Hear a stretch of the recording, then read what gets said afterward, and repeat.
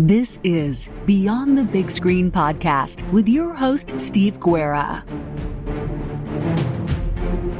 Thank you for listening to Beyond the Big Screen podcast, where we talk about great movies and stories so great they should be movies. Find show notes, links to subscribe, and leave Apple Podcast reviews by going to our website, beyondthebigscreen.com. And now, let's go beyond the big screen.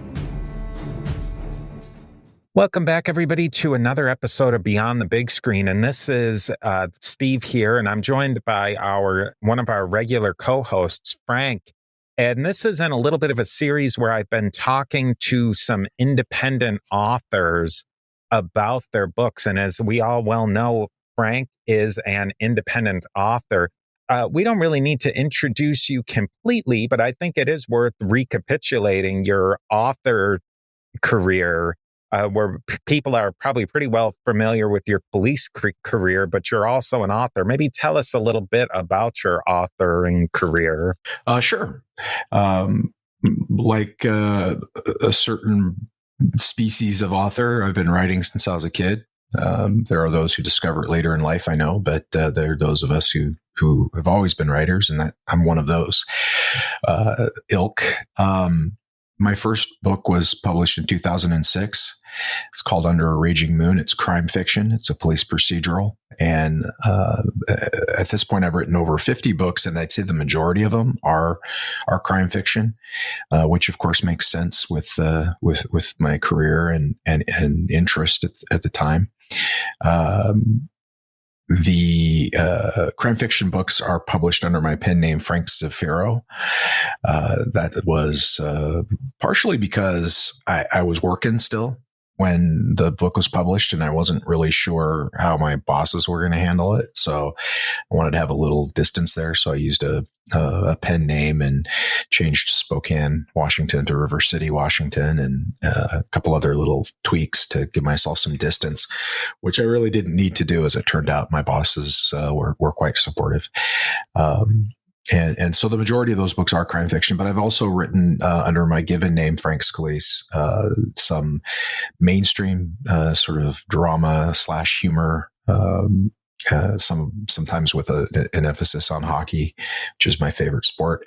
Anybody who listens to me and Mustache Chris wax poetic about the sport would know that. And also some children's books under that name.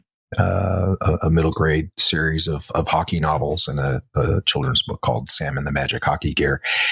And then more recently, I've delved into science fiction and fantasy, which is what I grew up on. And I use a different pen name for that, Frank Saverio, just so that, if people like chocolate, they want chocolate. If they like peanut butter, they want peanut butter. And you want to tell them if it's chocolate peanut butter or a Reese's peanut butter cup, So the pen names kind of make that possible. So you write in these multiple genres, and the book that we're going to particularly talk about today is your latest sci-fi novel, Kemper's House.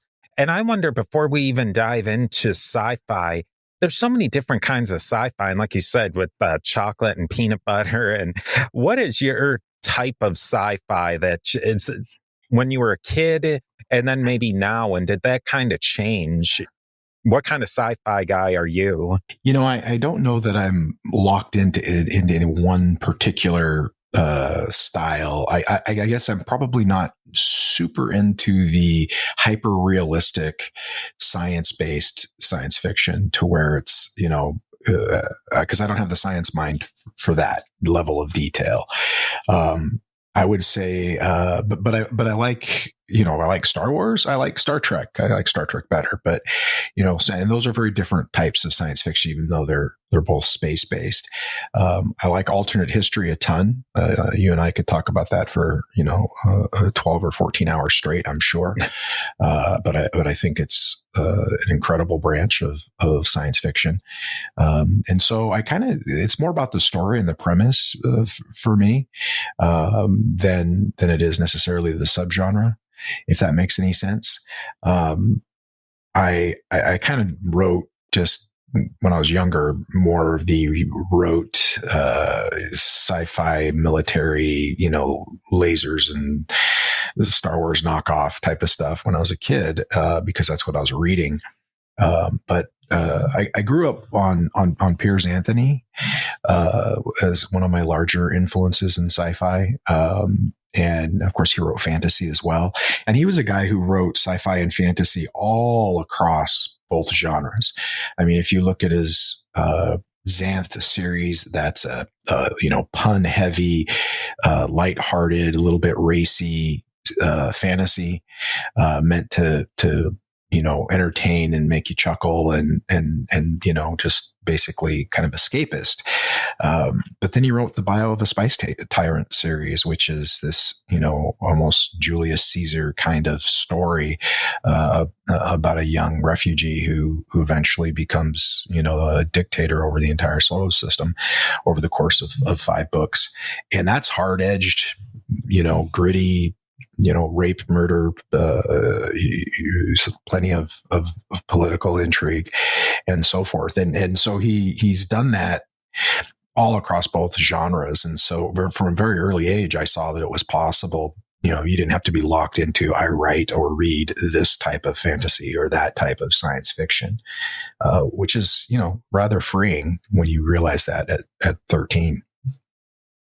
Yeah, what I really liked about your style, and it's in some of the other books that I've read of yours, but particularly with this, it was almost a Philip K. Dick feel to it, where you didn't really linger on the technology too much. And I think that really comes through, especially Philip K. Dick. You have somebody who's writing in the 50s and the 60s.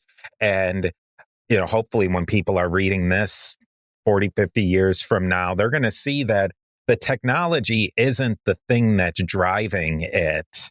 Because the technology, if Philip K. Dick was focused on hyper technology, it would all be completely irrelevant today.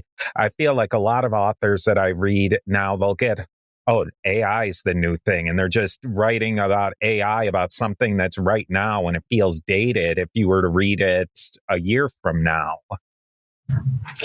Yeah, I mean, if you make predictions about what it's going to be like 40 years from now, either, you're going to be spectacularly right. I mean, Star Trek had communicators. We got flip phones in the 90s and 2000s, okay, yeah, cool. But, where's the excitement of that looking back? There really isn't much. Or you're going to be wildly wrong and predict flying cars by 2015. And in either way, the thing about science fiction, the thing about crime fiction too, like especially noir, is it gives you sort of this veneer, this surface level story that acts as a huge camouflage to whatever you want to examine underneath it that might be slightly uncomfortable for the person reading it, and make it therefore more accessible to sort of digest and think about. And Philip K. Dick was a master of that. I mean, he took he's huge influence on me, and the way that he took these ideas and almost tilted them on their sides and then examined the humanity that would react to that idea. I mean, if you think about Minority Report or Paycheck, or these concepts of what would happen if, I mean, that's great science fiction. What would happen if is great storytelling. But with science fiction, you can sometimes ask a wilder question. And so he was just definitely an influence for sure. I didn't read Philip K. Dick until I was a little bit older, though, which is why I cite Piers Anthony more frequently, because I was reading him at a young age. But, Philip K. Dick was more, late teens, early 20s when I discovered him. And that was about the time I was able to reread Dune and understand it. When I tried at 13, it was a little too dense for me. I got the surface story, but not the multiple layers that probably I still haven't completely mastered. It's such a layered novel. So these were some of the people, that I had read growing up and as a younger man, and they resonated with me. And you can bring elements of that storytelling into your crime fiction or into your mainstream fiction. And I did, where it made sense. I always wanted to come back to what I read when I was younger and explore that. And the idea for Kemper's house was just, was just ripe for that exploration.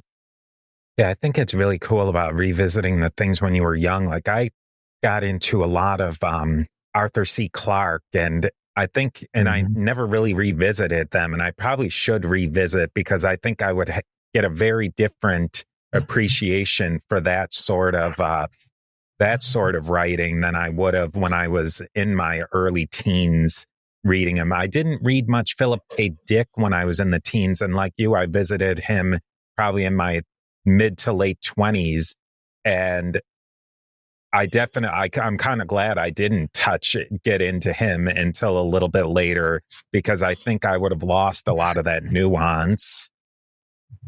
Well, that guy was so far ahead of his time. I mean, he was talking about simulation theory in the 70s. I mean, it wasn't called that necessarily, but I mean, when did what's the guy's name that Boson that wrote the paper in like 2003? So I mean, easily 30 years prior to that, you had Philip K. Dick very seriously, forwarding this idea of simulation theory. He didn't call it that, but that's what it was. He just had this very progressive, but he's the kind of guy that if you sat down and had a beer with him over the course of the evening, your mind would get blown every 5 minutes. He'd say something that'd be like, wow. I mean, there are just people in the world who are blessed and cursed with this ability to look at our existence differently. And I think those people are are admirable. And every once in a while, as a creative person, we might grab onto that piece as well for a brief moment or two and churn out something that is, in alignment with it. But, some people, that's their everyday existence. And I think Philip K. Dick was one of those rare folks that applies to. And not to hang on Philip K. Dick too much, I think we should honestly do a Philip K. Dick to movie series. But I think that his novellas and his short stories, like he could write a short story you could read in an hour or less, but it gave such a universe for filmmakers to play with, because he left a lot of blanks in there that could be filled in visually and with a little bit more context. The fact that he left it to us as a reader to mull over, and then and probably inadvertently left it to filmmakers to explore more. I think that was a level of genius that there's very few writers that I found leave so much to the imagination. He does not tell you everything. Mm-hmm. And yet at the same time, the scenario, the premise that he sets up and the character that he introduces to deal with that, it just sparks your imagination. And I think that's another sign of great writing. I don't like, as a reader, I really don't care for over explanation. I mean, there are some readers who want to know exactly what the character looks like and exactly how they're dressed and exactly how they move from point A to point B and what they're doing with their hands every single second. And while I include some of those things in my own writing, I often, especially descriptions of people's, what they look like, I find I don't give a lot of that information to the reader because I'm more interested in who they are on the inside. And I'm not trying to sound all, it's on the inside that counts, sort of thing. It's just, that's what's interesting to me. Whether the person has dark hair or light hair or bushy eyebrows or thick glasses or an accent or buck teeth, I really, thin or fat, or black or white, I really don't care unless it impacts who they are on the inside. And so while I will give these explanations, and I've gotten better at it because, different types of readers read your work and you want to service their experience as well where you can. But I put more focus on the internal character. And the interesting part about that is that some of my long running characters in say my River City series, my kind of flagship crime fiction series, people give me all kinds of different descriptions of how, say, Katie MacLeod, who's kind of the main character, I would argue, first among equals anyway, what she looks like, and I've never really described her very much, and so people, they envision very different, physicality for her, and that's fine because they would all agree on who she is internally, and that's what's important to me, and so I think when someone like Philip K. Dick, as you mentioned, that gives you enough to allow you to explore the premise and the person who's dealing with that premise, but then leaves a lot to your imagination, it sticks with you after you've read it because there's room for you in that story. It's not every box is ticked, and that's an experience I enjoy. Now, some people want, to have it better explained to them, more explained to it. Think about it this too, Steve, we've talked about ambiguous endings before, films with ambiguous endings, especially. And some people hate those. They want to know, you told me a story for an hour and 39 minutes. And then on the 1 hour and 40-minute mark, you left me hanging. Come on, I've got some frustration here now, as the viewer. And, that's not me. I like it if it's well done. I like the ambiguous ending because there's room for me in there to decide, I think Steve got the girl. I think she was really in love with him, or no, I think she told him to pound sand because he, whatever. But, and then you can go to coffee and have pie afterwards and discuss it. And the movie lives on, right? Whereas a lot of times these days it's like, hey, what'd you think of the movie? Oh, it was good. And then you're done talking about it. Mm-hmm. I mean, it's not an event, so I know that's a long answer, but, I guess circling back to Philip K. Dick, absolute master. I would say underappreciated, but I don't think he is, but I only say that because I don't think you can appreciate him enough. He was way ahead of his time. Yeah, absolutely.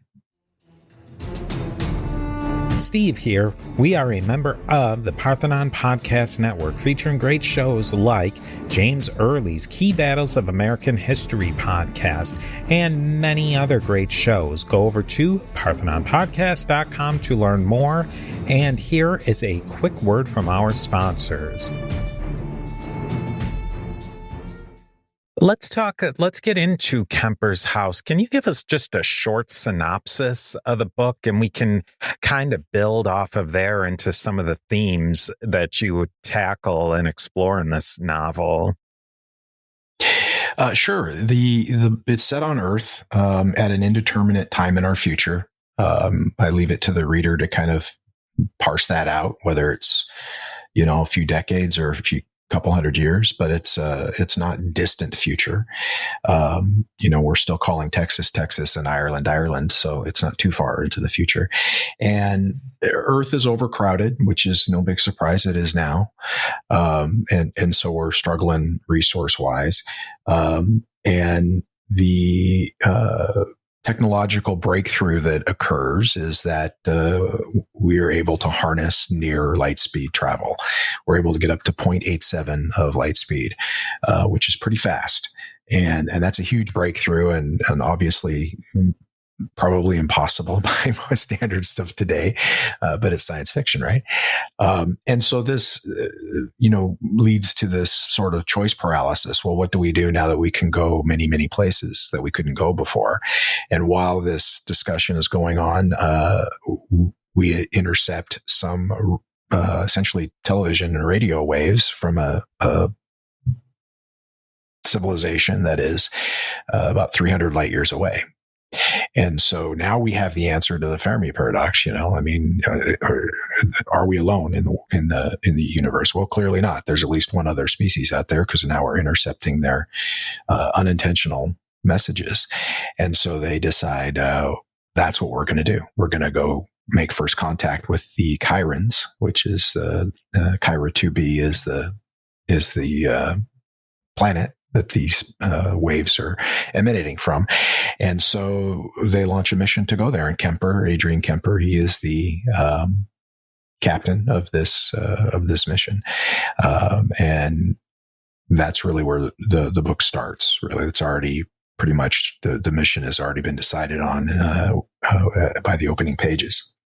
When you were going into this novel, I've always heard a lot of science fiction writers say that they have to set their rules, their science rules, and their in their world building, and you really can't build the story until you've decided what the rules are. Because if you start breaking the rules of like you said, with the being able to fly near the speed of light, once you start breaking those rules, then the story kind of falls apart. Did you go into the writing process that I'm going to have, these are my technological things, and you take it or leave it, but this is what I'm going with? Yeah, absolutely. Absolutely. You do have to have the rules in place and make them clear to the reader. And then as the writer, you have to abide by them. The rules are for you too. They're not just for the reader. And so, I kind of decided, look, I don't have the degree of scientific knowledge and I have another writer friend who she's a physics instructor, professor rather. And if I had her knowledge, I'd probably go a little deeper into the science and make it adhere even more closely to the reality as we know it. I don't. And so I did my research. I talked to folks that were experts on certain aspects of the science, but I decided, I'm going to be probably a little harder in my science than, say, Star Trek, but not a lot. And so as the reader, you're just going to have to accept we discovered how to travel at 0.87 C.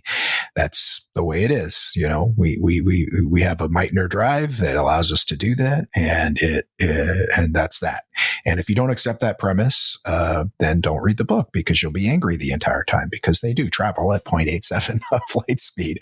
Now, the thing about it is even at 0.87 of light speed, it still takes 346 years to travel to this, distant star. So they have to be in cryostasis as well, so there's another technology that does this exist. And while it doesn't really now, it certainly isn't. It's a staple of science fiction. So I don't think people are going to object to it very much. But I wanted to include the danger that goes along with any new technology. I mean, if you think about, we have people in Antarctica now, right? And think of all the technology that they have to survive in the cold in Antarctica. But if you look at the early expeditions that went there, how dangerous were those? What was the mortality rate? What were the things that they encountered that they could not have expected or weren't prepared to deal with? Well, that's kind of where we're at here. Their interstellar travel is brand new. So yeah, they've got this Meitner drive that allows them to travel at this speed, and they can make their calculations, and they've got these deflectors and sensors to help them navigate the objects in space. Although, there's a lot of space in space. So, it's still dangerous. And, the cryostasis process isn't 100%. There's a failure rate. I mean, you're taking your life in your hands every time you get into one of those,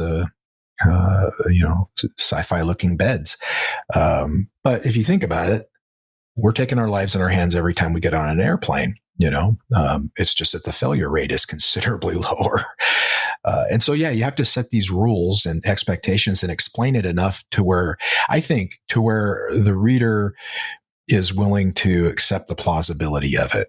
And of course, there's always the caveat. Well, this is X years into the future. So there's room for technology to have improved. There's room for discoveries to have occurred. So how plausible is this? Do I give it a thumbs up or a thumbs down on plausibility? And so some of the explanation you give will guide them in that regard. But you can't be ridiculous. Or I guess you can. I mean, but you set the reader's expectations. And so when they read this book, you're going to see, okay, there's some light science in it. It's not science heavy. It's not hard science fiction, but it's not Star Wars either. I mean, it's not just there's hyperdrive and that's it. Well, it's a little more sciencey than that. But as you pointed out, Steve, I mean, even though there's science in here, and even though, that is something that I tackle to make it plausible and make the story engaging, it's science fiction. And that means it's about the story. It's about the people. The premise is there so we can explore the characters. I really love that aspect of fast Earth, almost light speed travel coupled with some sort of sleep travel. That I think that really is a story driver, because like if you look at Star Trek or Star Wars, where they can travel at light speed or tremendous differences, interplanetary, interstellar travel, that's more I guess for me you could say that's more like discovery, and it gives you a whole different feel, where I think that when you're going into it where the person is going to go into some sort of stasis, they fall asleep, and then basically without any sense of time or space, they wake up and they've traveled hundreds of millions of miles and hundreds of years. That sets up such a playground to play with characters mentally and their mental state. It's kind of like when I was reading your novel, I was going to go under a minor surgery where I'd have to go into anesthesia. And anytime you go under anesthesia, it's the same thing. You're going to wake up 2 or 3 hours later, 4 hours later, having no idea that any time passed. But in that intervening time, no matter how minor the procedure was, you could maybe not wake up from it. Mm-hmm. Mm-hmm. Yeah. Yeah. And so imagine if those, 2 hours were 3 centuries.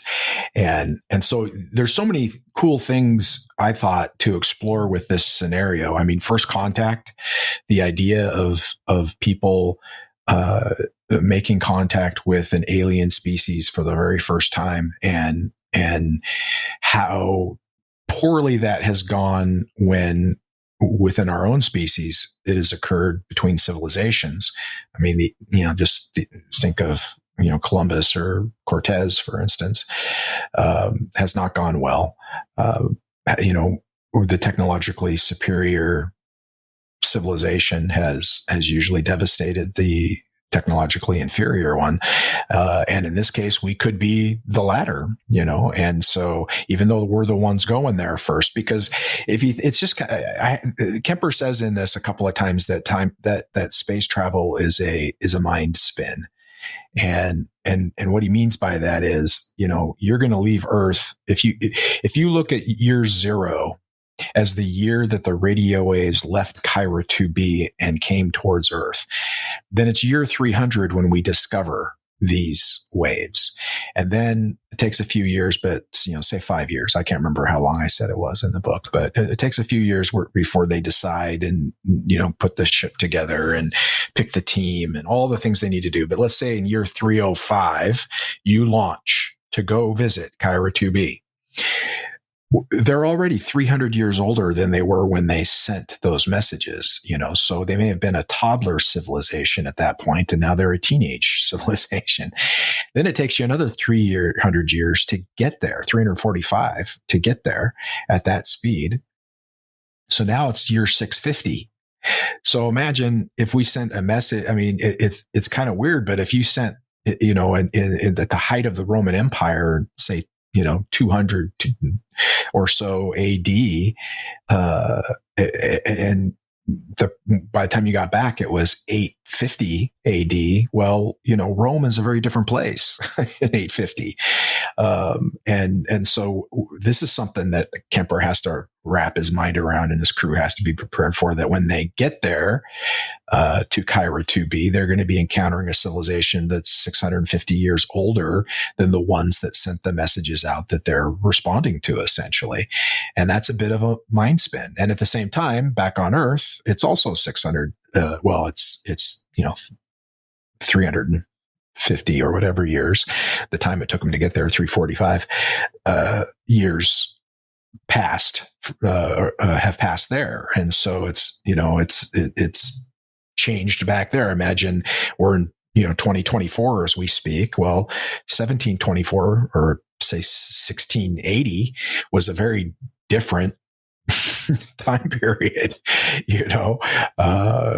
and so it's just like he says, it's a mind spin, and you don't know if by the time you get there, this 650 years older civilization is going to have, the kind of technology that will dwarf what got you there. If you think about the technology, go back 650 years, we're in 2024. So go back to, what would that be? 1350. What was it? What was society like in 1350? It was largely agrarian based, and even the tools used for farming were vastly different. Imagine if somebody from 1347 were plucked up and dropped down in the middle of today, and what a culture shock that would be, and seeing an airplane or a train or a cell phone or television, or, forget just the clothing and the speech differences and all of that. And so it's just incredibly jarring for these travelers. And I wanted to explore that. I wanted to explore it in terms of the sort of the adventurous nature of it, the Magellan-esque nature of it, sort of. But then also the idea that, in the opening chapter, it's kind of a slight flash forward, but it's Kemper waking up as they're entering the Chiron system, and he's coming out of cryo, and he realizes that, everybody that he knew has been dead for a very long time. And in fact, on Earth, more time has passed than the time it took them to travel there because of time dilation, which is, I had to sit down and draw myself a picture to make sure I got the time dilation even close to correct, because it is a mind spin. And so, but when he arrives in the Chiron system, everybody he ever knew has been dead for over 650 years, and that's weird. That's weird. You go to sleep and you wake up, and you're 12, 10, how many generations will have passed? It's just, I don't know, to me, it's mind blowing, and I wanted to explore it. And that was just one of many things that I was able to explore conceptually in the structure of the story. Certainly the first contact piece is another one. Yeah, that the mind spin aspect of it, that time is so short yet so long for them. Essentially going to sleep and waking up is almost instantaneous, yet that time passage and the time and the space passage is so incredible. It would really take a special type of person to want to do that. I think a lot of people would say, oh yeah, I would do that. But the people who would really do it, and the people who you would want to do that, are very, very few, I would think. And you explore that in the novel, that they need a lot of training and a lot of psychoanalysis and a lot of talking with somebody to truly realize that everything that you're giving up and everything that's going to change, that's not for everyone.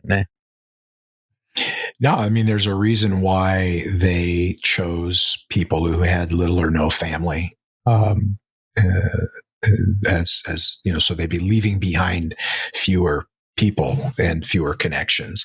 And then, they had to be first psychologically reviewed for inclusion, and then once chosen, psychologically hardened. Because this is not just a mind spin, but it could be emotionally devastating. And the fact that you are a man or a woman out of time now, that's disconcerting. And honestly, I haven't really told anybody this, but the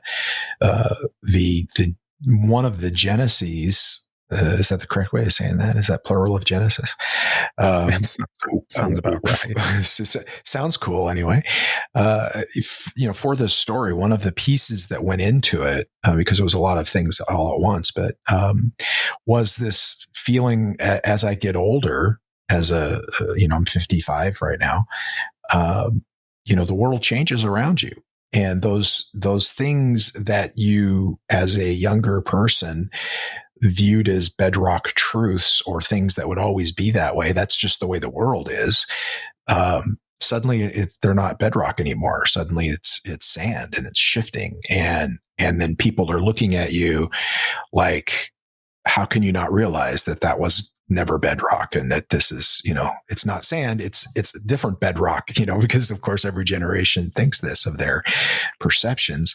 I see a lot of people, there's like subreddits banging on the boomers, generation. And I see that and I think, well, I'm a Gen Xer, so my turn's coming. Yeah, I suppose. But, just as the world changes around you, and sometimes in ways that are difficult to understand with your, the life experiences and the viewpoints that you've held your whole life. And I don't even mean political and so forth. I just mean the entire experience of living. It's a little disconcerting. It's a little jarring. It makes you wonder if you even have a place in the world anymore, and I don't walk around feeling this way all the time, but it's an emotion that I experienced. It's a thought that I had. And being a writer, sometimes these thoughts, go from idle, consideration to, I wonder if that would make a good story, and then you start to explore it in that respect. But that, I feel like that is a smidgen of the feeling that somebody would get if they were to take this journey and suddenly be in a foreign, in an alien solar system, approaching an alien planet to meet a completely new species of intelligent life, and be 600 years removed from everybody they ever knew or had lived and breathed the same air that they did on Earth. It's mind blowing if you really stop and think about it. And so it's fun to explore that and to have Kemper go through it. It just that unmooring. I think historically we have no idea. Even if we were to be able to send somebody to Mars tomorrow, they would still have communication with us. They're not completely unmoored. I think what comes back to me is it's maybe somebody who had gone to Vietnam versus somebody who went to one of the wars today in Afghanistan. They're going for a year. In Vietnam, they maybe had letters. I don't even think they would have been able to make a phone call except under some extraordinary circumstance, where now if somebody is stationed overseas, and even if it's for a long time, they can Zoom and they can text almost instantaneously. Where this idea that not only you don't have anybody to contact, because most of these, they were specifically picking people in your novel that didn't have a lot of contacts. It's impossible that you're unmoored in your time. That, to me, even just reading the novel, I couldn't really wrap my mind around. And I've read other similar novels to this, and they still don't give me any preparation for what it would be like to skip forward 600, 700 years and just have you're unmoored. You don't have a place anymore. You don't have a time. You don't have a self. I wonder what that would do to somebody's personality. And I think that you would have to pick people like this who are quasi-military, who can readjust themselves. Because if you would think maybe somebody who's cold as ice would be able to handle that, but then they might not be able to work in a team that they have to get reconnected to people. That's something that I still am trying to figure out in my mind. Yeah. And I mean, it manifests in so many different ways. I mean, if you think about it, in our earlier scenario, we were mapping out the years or whatever. So you leave in year, 305, from Earth, and you get to the Chiron system in year 650, but back on Earth, it's year, 9 something, and because more time has passed. And so when you get back into sublight speed, you get all the messages, which, because they're traveling at the speed of light, so they beat you there, so that your emails are waiting for you basically when you get there. But those emails are, even though they only took 300 light years to get there, and you took 345, those emails came from people who have been dead for 300 years on Earth, or I'm sorry, those who've been dead for 600 years on Earth, where it's, 300 years later than I mean, it's, if you see, it's confusing just to talk about. Like, I mean, I literally had to draw a diagram to even, like I said, to even approximate it. And that's just one element of this book, this time dilation and this travel piece, because then you get into the first contact aspect of it. And here you have a species that has, unlike Earth, where we have simply one humanoid species, like, Homo sapiens, we're it. There's no Neanderthal, there's no Denisovans, there's no Australopithecus, I think is one. None of these other branches of Homos, of our, I guess it wouldn't even be species, what's above species? What's the next highest one up? Genus, is that it? Genus, yeah. Other humanoids, right? Other of us. It's just us. But on this planet, there's 3 different ones, that at least as best as they can tell. And so they don't know what are the power dynamics there. How do they interact? Are they collaborative, cooperative? Are they at war? Is there, does dominance shift over time, or is it very clear pecking order? How different are they? If you look at Neanderthal and Homo sapiens, I mean, we coexisted for tens of thousands of years, and particularly in the European and Western Asian, section of Earth. And, we don't know for sure what the nature of that interaction was. I mean, we know there was interbreeding, but we don't know whether it was forcible, or whether it was,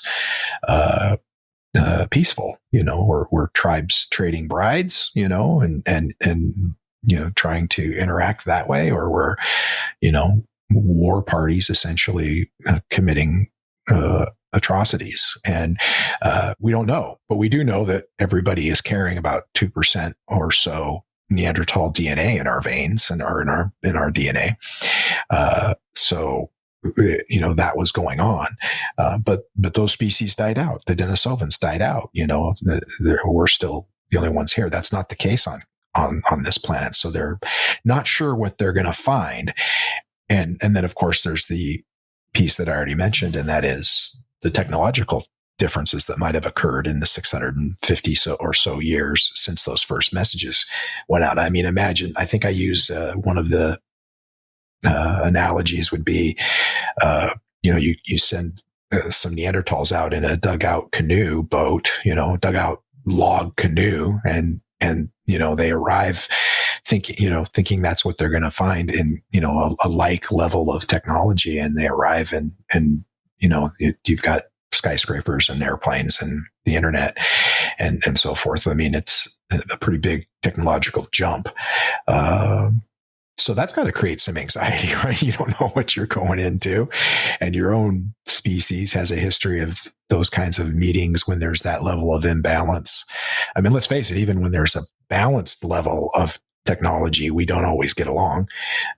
When there's an imbalance, it's often devastating for the more inferior, civilization. So a lot of tension there for this crew as well. Steve here with a quick word from our sponsors. Yeah, what I liked about this, the premise to me at least seemed, is that this mission is the tip of the spear, and that they're really not expected to get that much information. They're not there to colonize. They're there to get a quick capture of what's going on at that particular moment and then get back to Earth, which is an interesting way to look at it, because they are the first they're the first mission, and they don't really know if there's going to be more missions. I kind of got the drift that they're going to start firing these missions off. But then again, they're coming 600 years later, and you don't know what's going to happen when you actually get there. And then you don't know what's going to necessarily happen when you come back. But I think, like all humans, and I wonder what you think about this as somebody who's reading the novel, and then you as the writer, nobody seemed to expect that you're going to come back to anything different than it's going to be like walking into Star Trek, where it's all everything shimmering tall buildings, and then we're going to be zipping around in space cars and everything like that. That we as humans, I guess, and this is another theme, maybe our expectation that time is always going to progress, even though we can look back at our own history and see that there's a lot of peaks and troughs along the way. Yeah, that was one of the things that interested me, the idea that civilized progress is far from linear. That and how truly fragile all of our existences are on a meta level, on a species level. I mean, I was watching a lot of different things at the same time. I was watching some different documentaries on all of the extinction events here on Earth, and how, over 99% of species that ever lived on this planet have gone extinct. And even though we are clearly the dominant species on the planet at the moment, how incredibly brief our time here has been in geological terms, and when stacked up against other species that have ruled the planet as kind of the dominant force, and how it doesn't take much sometimes to upset the balance in a way that just destroys everything. So that was interesting to me. And then as a history guy, I'm huge into history, something you and I have in common. I really enjoyed the Bernard Cornwell books that The Last Kingdom television show was based on. They were called something else before he renamed them as The Last Kingdom. I'm forgetting the Saxon Chronicles is what he called them. Yeah. But he renamed them The Last Kingdom to tie into the show, which was a good show, and they did a good job adapting them. But I enjoyed the books even more. And one of the things that he points out via Uhtred, the main character there, is, they're in the late 800s, mid to late 800s in England during this Saxon period, during the kind of the formation of England as an actual entity. And this is, several hundred years after, about 400 years after the Western Roman Empire, we say fell, which is, I suppose, accurate. And so, but the remnants of when the Romans were in Britain, because they're there for a couple hundred years, right? Actually more than that. And they left their mark, and yet Uhtred and his people, they're instead of making buildings out of stone and these huge aqueducts and things like that, they're using mud and wattle. And he points out this difference, like, we are here today, but these people who went before us were technologically superior to us, is what he's saying. And that, to me, that was interesting, because it's not linear. It feels like it to modern humans, because we've seen just an exponential growth in technology since, say 1940. If you think about, or even do the last 100 years, if you think about the things that, if you were born in 1924, the things, and we're still alive today, the things that have come into existence, that the very fact that you and I are having this conversation and looking at each other, is, this is Star Trek stuff right now, from 50 years ago. And you go back to, before radio was invented, and there's a lot of, so it's been very linear. And so we have this sort of misnomer, this mistaken thought in our collective psyche that it is, that's always been that way. And you're an historian, you know very well that hasn't been the case. And the further back in history you go, usually the longer time periods people talk about, to wrap their heads around the journey that the civilization went through. But what do you find time and again? Civilizations rise and then they fall. Civilizations rise and they're taken over. Civilizations rise and they disappear. All these mysteries exist that we're fascinated by. And it isn't always that the civilization who comes next is technologically superior. Sometimes they aren't for a while. And so it's a fascinating idea. And it was, that's what science fiction is for. At least one of the things it's for, I think, is to explore ideas like this and how they impact us as a species, as a civilization, and as individuals.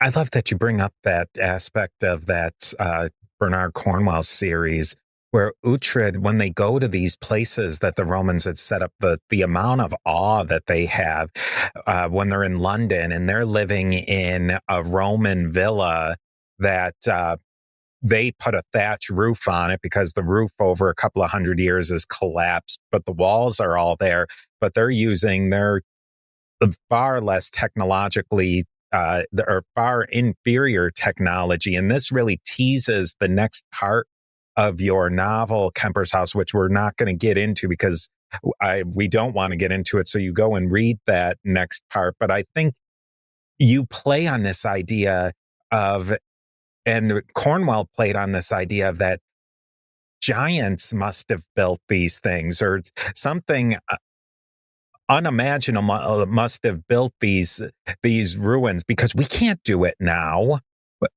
And I think that that's another series that I had read from another independent writer, the Last Survivor series. They don't give any exposition about really what happened in this world, and it's some distant time in the future. But civilizations have collapsed to different degrees, and we saw that during the Roman Empire period, where somebody standing in the 200s looking forward into the 600s would have saw that it was collapsed, but the western part of the Roman Empire had collapsed so much more than the eastern part, and the eastern part had gone down by a lot.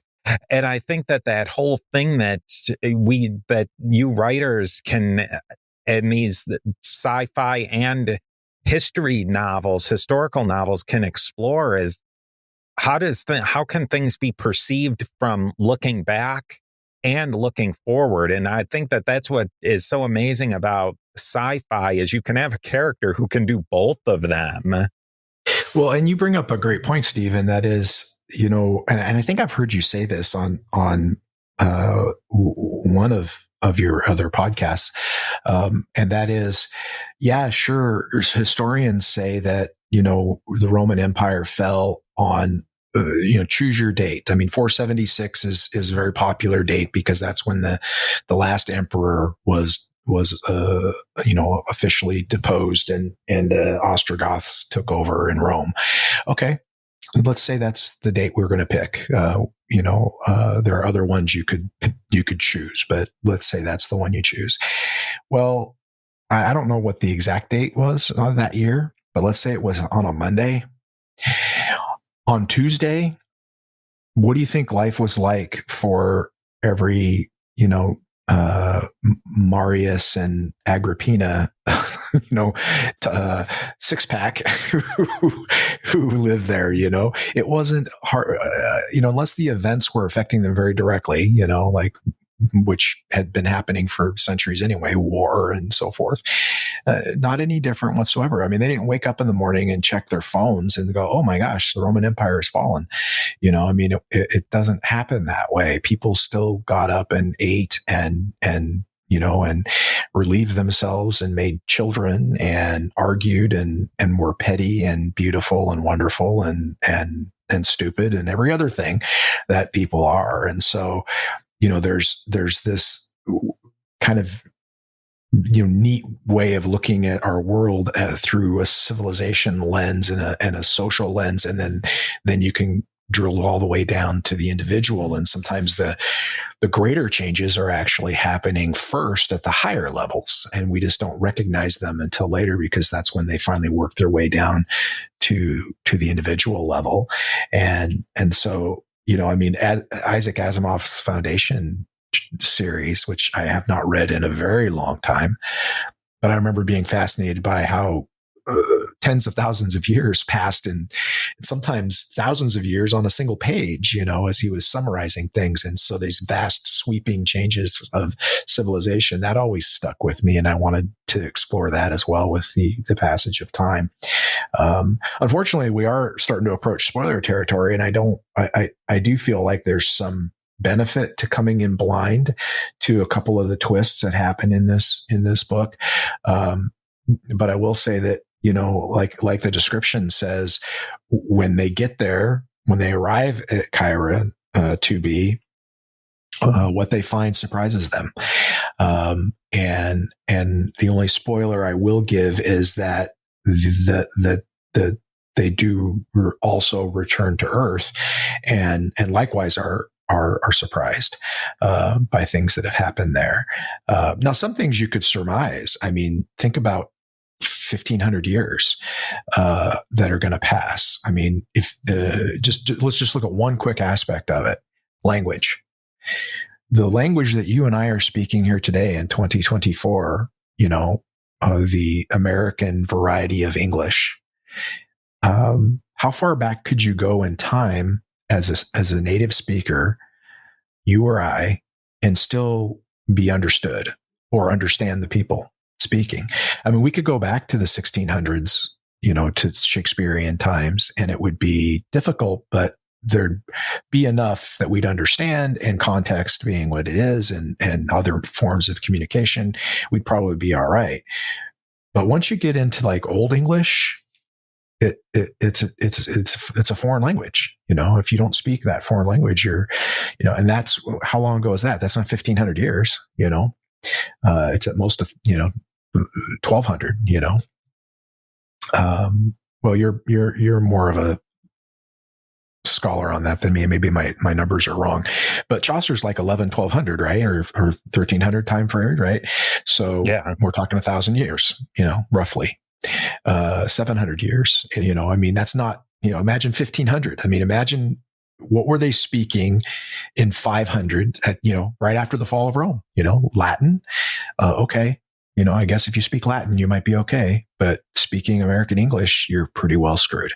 And so these poor folks, have gone away. By the time they get back to Earth, 1,500 years has passed on this planet. What languages? What's the political situation? What's the technology like? What are people speaking? Why, when they arrive in Cairo 2B, having traveled 345 years at 0.87 light speed, in that time period, 345 years or 600 years on Earth, have they not advanced technology enough to develop maybe faster than light speed? So why isn't there a spaceship waiting there for them to say, oh, how quaint, you took 300 years to get here. We took, 300 days. Welcome, ancient traveler, or whatever, but I mean, like you said, this is a scouting mission. So are they going to wait to hear back from them before they send something else out? I mean, that means they're waiting 600 years, right?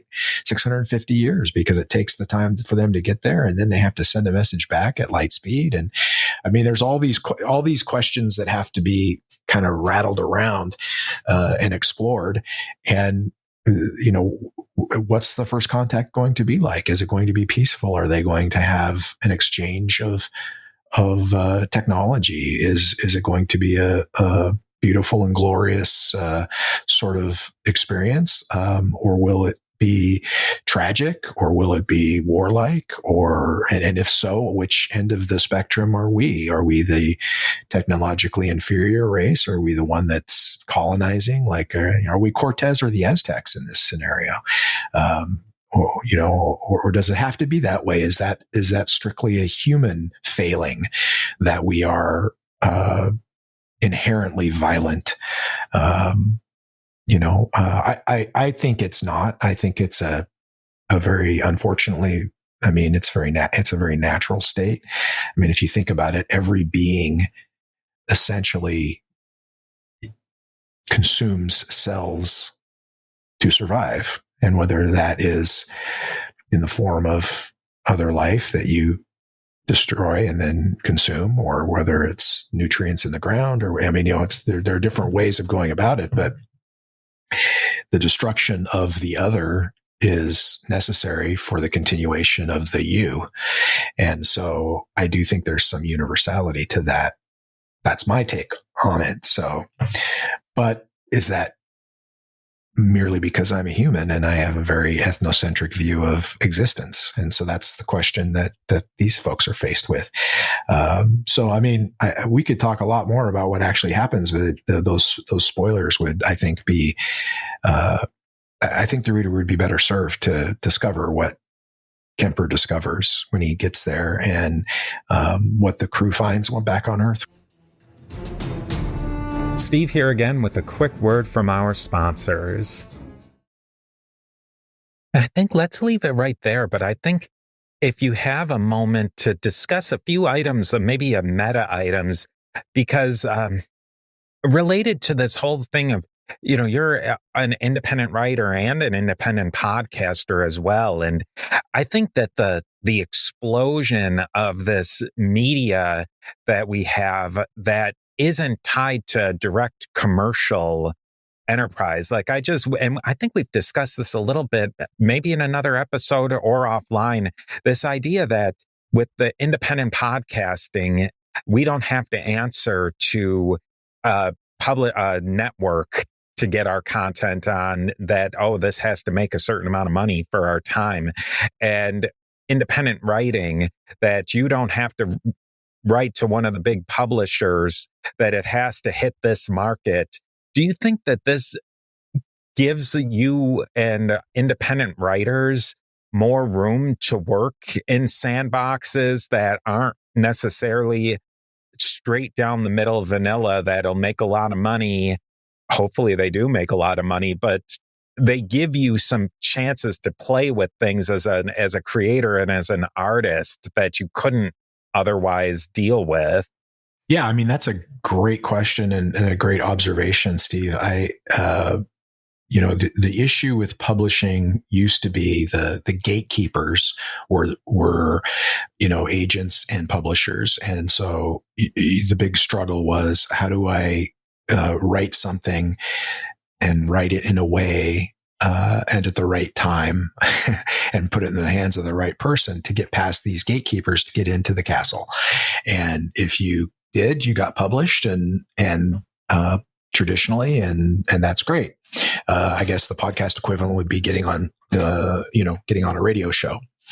And that's wonderful. And the benefit of that obviously is the reach. I mean, a traditional publisher, a traditional media outlet has considerable reach. And so if you get there, you're going to get heard, you're going to get read. Although in the cases of publishing, not necessarily everyone as much as people think.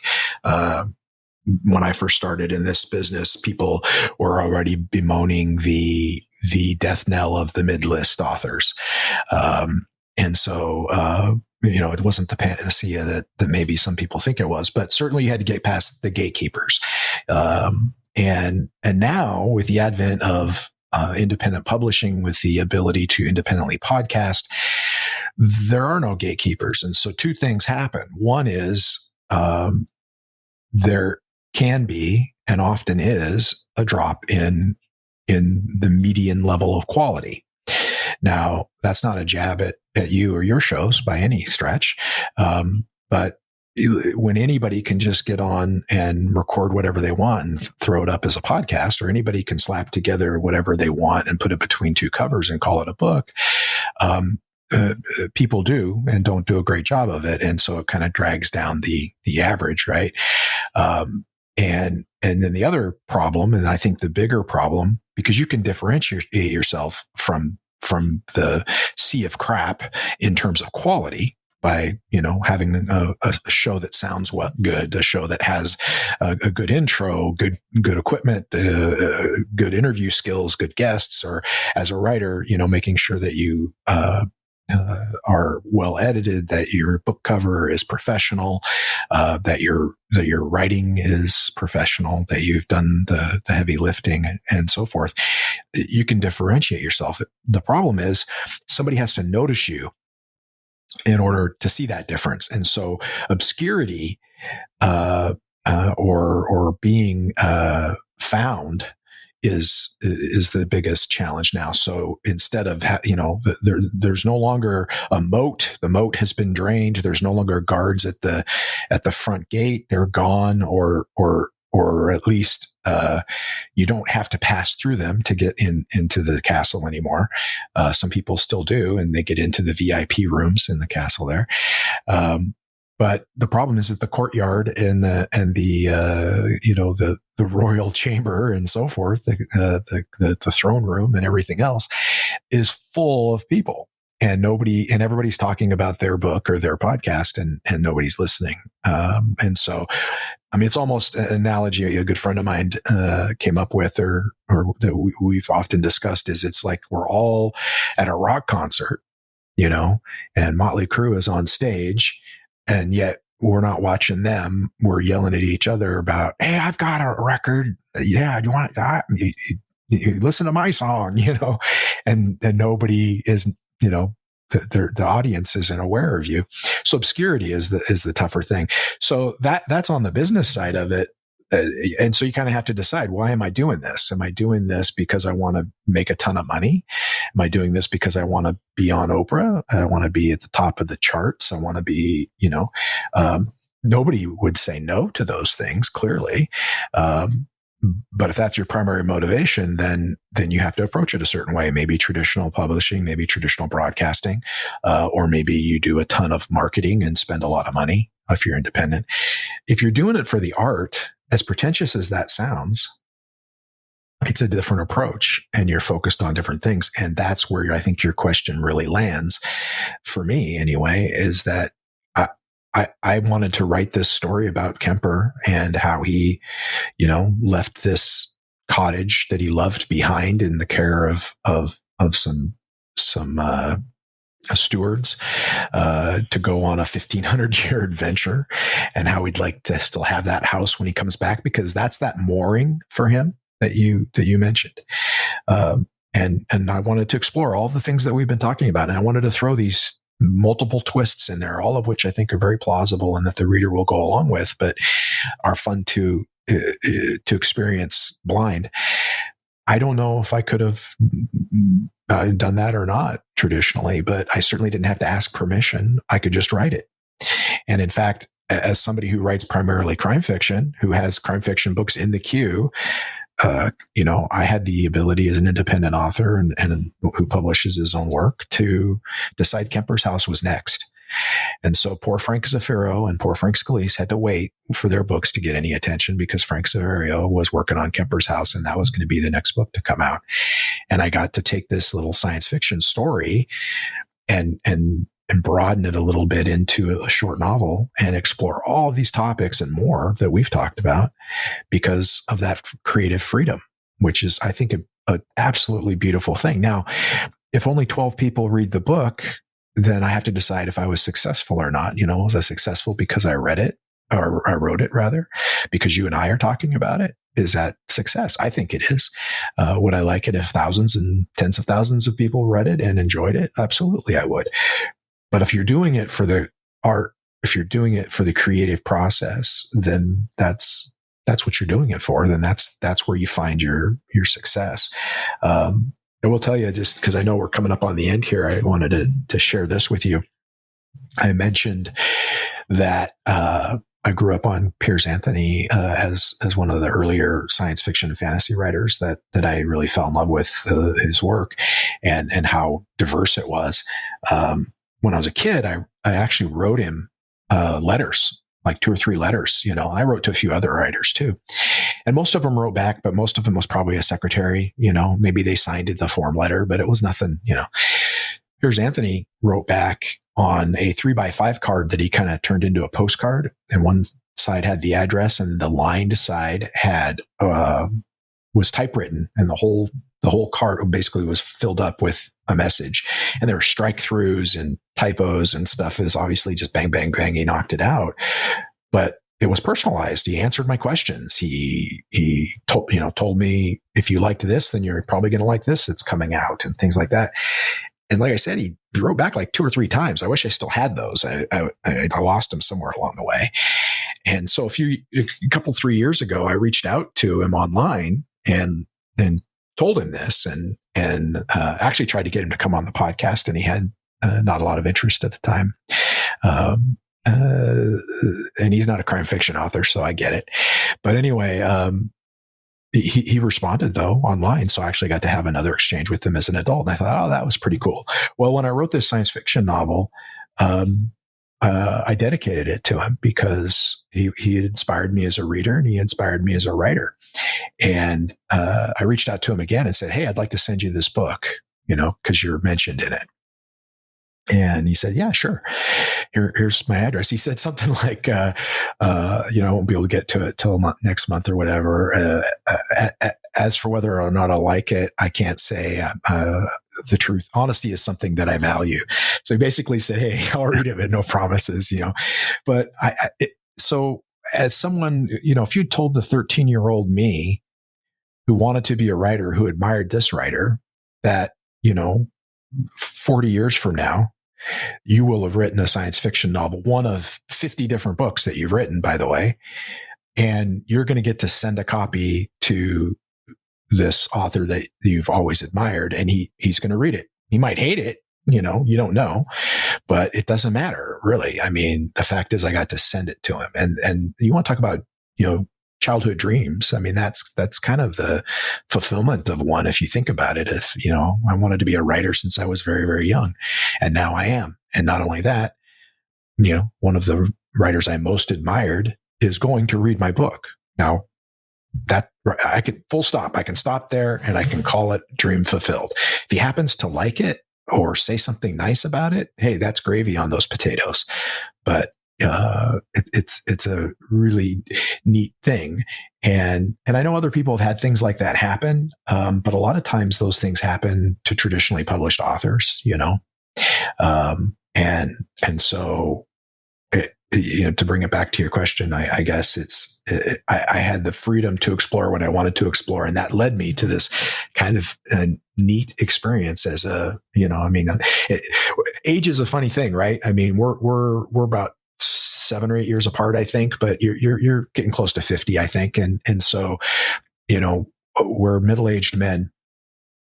And yet, do you ever still feel like you're 15? I look at my wife and I feel like I'm very, very much a young kid in love, and there are other experiences that we have that put us right back into when you and I were talking about Highlander for an episode of Beyond the Big Screen. I was 18-year-old Frank again for part of that, because that's when I first saw that movie. And so I got to be 13-year-old. I want to be a writer, Frank, in this exchange with a guy that, that I admire. So, that to me is a measure of success, just like being able to take and pursue the book I want to pursue. It hasn't come necessarily with financial success to the degree that like I couldn't live on my writing career by any means. But we all get the opportunity to measure our own success against the benchmarks that we want to set. You don't have the number one podcast in the history genre, I don't think. You're not Dan Carlin, right? But you have some outstanding podcasts that are fun to listen to. That's how you and I met. I listened to your podcast multiple times, many, many times. Not just the Beyond the Big Screen, but the Papacy one as well. And so how do you measure that success? You're putting out quality episodes, and people are listening and responding. And so you get to decide, what that success looks like. So that is the beauty, I think, of the independent movement, even though we're having to try really hard to find a way to brush aside the obscurity factor and to differentiate ourselves from those people who are doing a slipshod job and kind of making a bad name for everyone in that regard. Yeah, I agree with everything you've said. It's that you're trying to shout above the noise to get people to listen. And I think on the flip side, because any independent content creator is also an independent content consumer as well.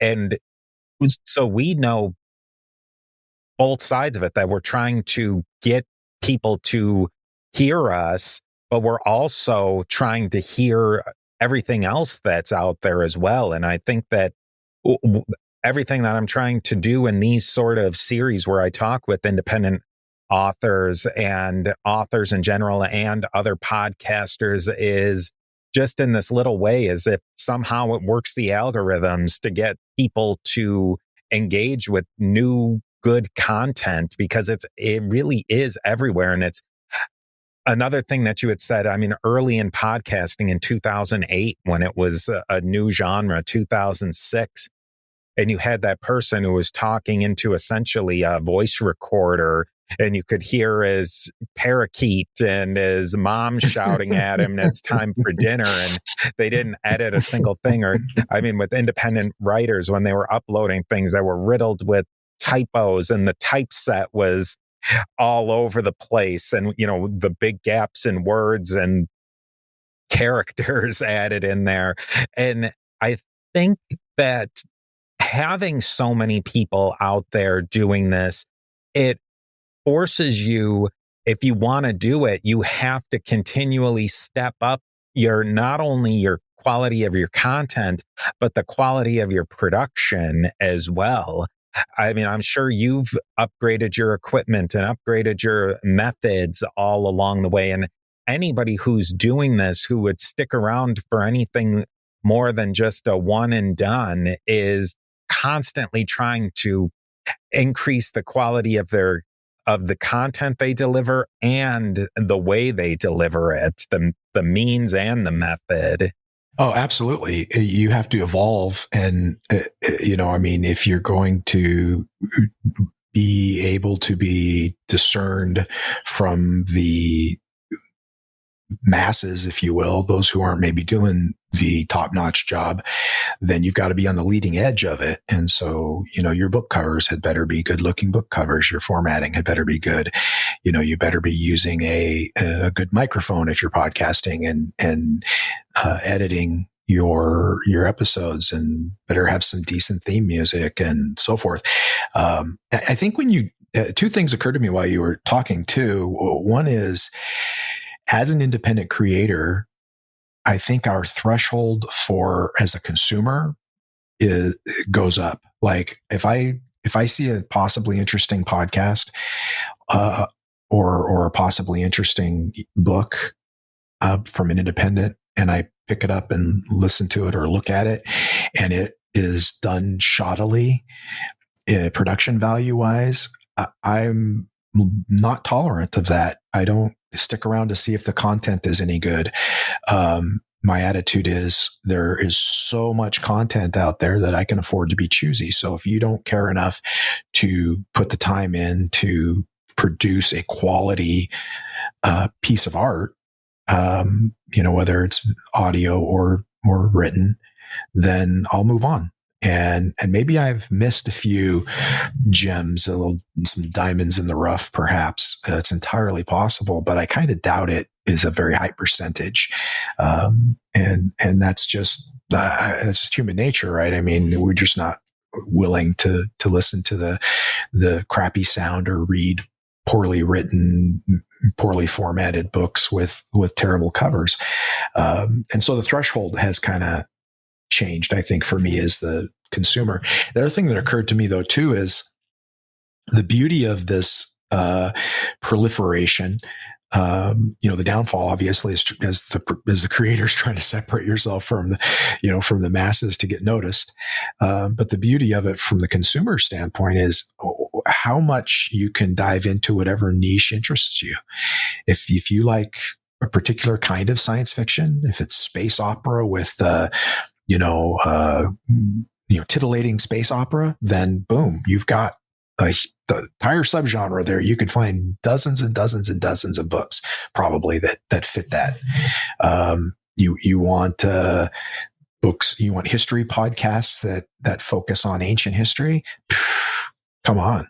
I mean, I've got a dozen of them bookmarked on Spotify that I check in with regularly, and so you can choose your specific niche of interest, whatever that is. And there is great content from multiple sources available in that niche. And so while the entertainment, like we used to all sit around the water cooler at work, metaphorically or figuratively, and talk about Survivor or MASH or whatever the big show was at the time, The Sopranos, whatever.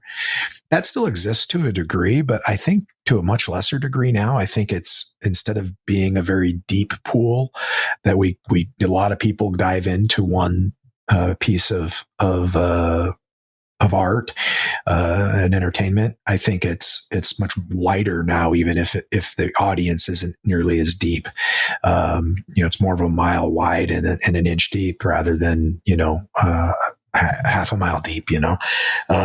And I don't think that's necessarily a bad thing, because then you get a lot of artists who get the opportunity to share their art, albeit with fewer people. I mean, if you get 100 listeners as opposed to 100,000, but I'd take 100 listeners over not having any because I couldn't get on the show that had 100,000. You know what I'm saying? And so that's kind of the neat thing about this independent movement, both in podcasting and publishing and music and so forth. You have to, as a consumer, you have to look harder to find what you want. But once you find it, it's there, and it's very tailored to your specific likes and interests. And then as the creator, you kind of have to try to find that listener or reader. And that's of course the challenge. But when you do find each other, it's like a match made in heaven, right? I mean, it's a lock and a key sort of scenario, which is kind of neat.